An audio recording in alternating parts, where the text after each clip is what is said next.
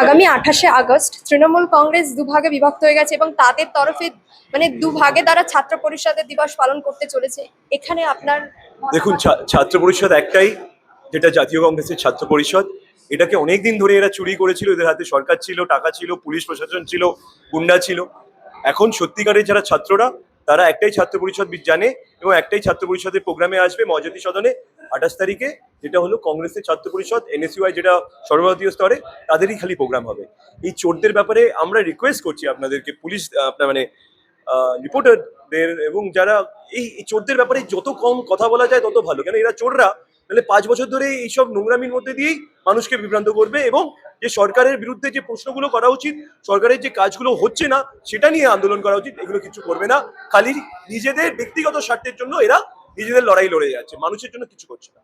ফুটপাতের যে ঘটনা, পার্ক স্ট্রিটের পরিবার কালকে মুখ্যমন্ত্রীর সাথে দেখা করেছেন এবং মুখ্যমন্ত্রী আশ্বাস দিয়েছেন যে তিনি তাদের বাসস্থানের ব্যবস্থা করে দেবেন, এবং এছাড়া বিজেপির যে লক্ষ্য ফুটপাত পরিষ্কার, এর উপর আপনার মতামত? দেখুন, গরিব মানুষের জন্য যদি কারোর মায়া মমতা না থাকে, সে মানুষ হতে পারে না, আমার মতামত। যেখানে একটা মহিলার যে কেউ তো নিজের স্বার্থের বাইরে গিয়ে রাস্তায় গিয়ে থাকবে না, রাস্তায় দুধ গরম করবে না, রাস্তায় তার বাচ্চাকে ভিখারি হিসাবে রাখবে না। তাদের জীবনে উপায় নেই বলেই তারা ওই জায়গায় গেছে।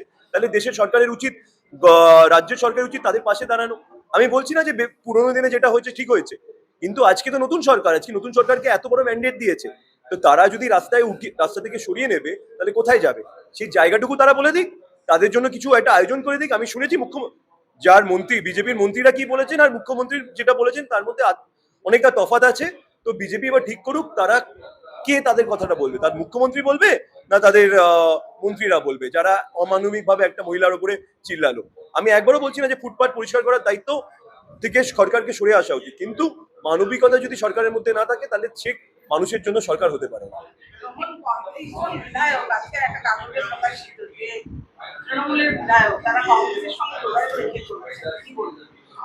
দেখুন, আমি আপনাদেরকে বলছি, আমাদের যারা কংগ্রেস কর্মীরা আছে তারা যদি চায় যে বিধায়ক জিতেছেন তারা আমাদের পার্টিতে আসুক, তারা কোনোদিন আমাদের কংগ্রেস কর্মীদের উপরে অন্যায় করেনি বা ওখানকার জনগণের উপরে অন্যায় করেনি, তাই আমরা নিশ্চয়ই ভাববো।